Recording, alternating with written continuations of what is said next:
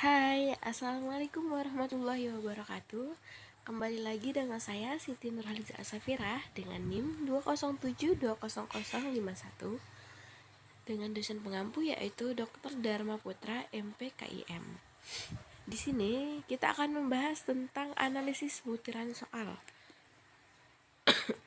Sebelumnya saya akan menjelaskan analisis butiran soal merupakan proses pengumpulan, peringkasan, dan penggunaan informasi dari jawaban siswa untuk membuat keputusan tentang setiap penilaian. Dari NITKO tahun 1996 halaman 308. Kegiatan ini bertujuan untuk membantu meningkatkan tes melalui revisi atau membuang soal yang tidak efektif, serta untuk mengetahui secara diagnostis pada siswa apakah soal mereka sudah atau belum memahami materi yang diajarkan. Menurut Aiken tahun 1994 halaman 63. Jadi, tujuan utama analisis soal dalam sebuah tes adalah untuk mengidentifikasi kekurangan-kekurangan dalam tes atau dalam pembelajaran, sehingga dapat disimpulkan bahwa kegunaan analisis butiran soal sebagai berikut. Yang pertama itu untuk menentukan soal-soal yang cacat atau tidak berfungsi penggunaannya. Yang kedua, untuk meningkatkan butir soal melalui 3 komponen analisis, yaitu tingkat kesukaran, daya pembeda, daya pengecoh soal, serta meningkatkan pembelajaran melalui ambiguitas soal dan keterampilan tertentu yang menyebabkan siswa sulit. Nah, di sini ada dua cara dalam menganalisis butiran soal. Yang pertama yaitu analisis butir soal secara kualitatif, dan yang kedua adalah analisis butir soal secara kuantitatif. Analisis butiran soal secara kualitatif, pada prinsipnya, secara kualitatif dapat dilaksanakan berdasarkan kaidah penulisan, seperti tes tertulis, perbuatan, dan sikap. Penelaahan ini biasanya dilakukan sebelum soal diujikan atau digunakan. Aspek yang diperhatikan di dalam penelaahan secara kualitatif adalah setiap soal ditelaah dari segi materi, konstruksi, bahasa atau budaya, dan kunci jawaban atau pedoman penskorannya.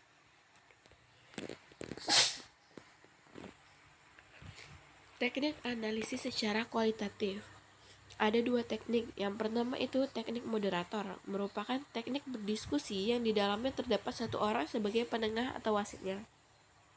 Yang kedua ada teknik panel, merupakan suatu teknik memvalidasi butiran soal yang setiap butir soalnya ditelaah berdasarkan kaidah penulisan butiran soal, yaitu ditelaah dari segi materi, konstruksi, bahasa atau budaya, kebenaran kunci jawaban atau pedoman penskorannya dilakukan oleh beberapa penelaah. Maaf ya, suaranya kurang jelas dikarenakan sedang flu. Ini contoh dari resume panel kesukaran butiran soal dengan kaidah penulisannya. Yang pertama ada mata pelajaran, yang kedua ada kelas atau semester. Nah, ini contohnya. Dan ini ada penjelasannya atau keterangannya. Di bagian A ini adalah guru yang mengajarkan materi, sedangkan bagian B adalah ahli materi, bagian C pengembangan kurikulum, bagian D ahli konstruksi tes, bagian E ahli bahasa, bagian F ahli psikologi, dan bagian G adalah ahli lingkungan. Dengan nilainya kalau 3 itu sama dengan baik, 2 itu diperbaiki atau direvisi, kalau pertama itu diganti. Keputusan 15-21 itu soalnya baik, 8-14 soal diperbaiki, 0-7 soal diganti. Seperti ini ya. Lanjut ada analisis butiran soal secara kuantitatif. Secara kuantitatif adalah penelaahan butiran soal didasarkan pada data empirik dari butir soal yang bersangkutan. Data empirik ini diperoleh dari siswa yang mengerjakan soal-soal itu. Analisis atau penelaahan soal secara kuantitatif ini dilakukan setelah diujikan. Ada dua pendekatan dalam analisis kuantitatif, yaitu satu pendekatan secara klasikal atau tradisional, Yang kedua ada model response butiran soal atau item response modeling. Kalau yang secara klasik atau tradisional adalah proses penilaian butiran soal melalui informasi dari jawaban siswa guna meningkatkan mutu butir soal yang bersangkutan. Kelebihan analisis butiran soal secara klasik ini adalah murah, dapat dilaksanakan sehari-hari dengan kecepatan tinggi dengan komputer. Banyak program komputer yang murah untuk menganalisisnya. Aspek yang harus diperhatikan dalam analisis butir soal secara klasik yaitu 1.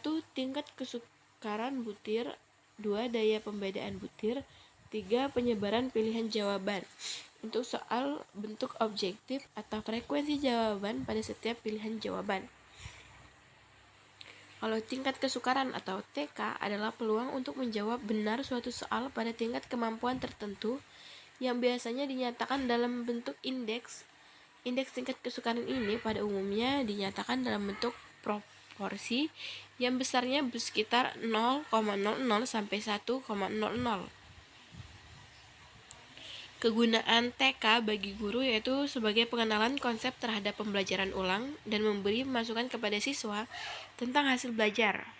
Yang kedua, memperoleh informasi tentang penekanan kurikulum atau mencurigai terhadap butir soal yang bias.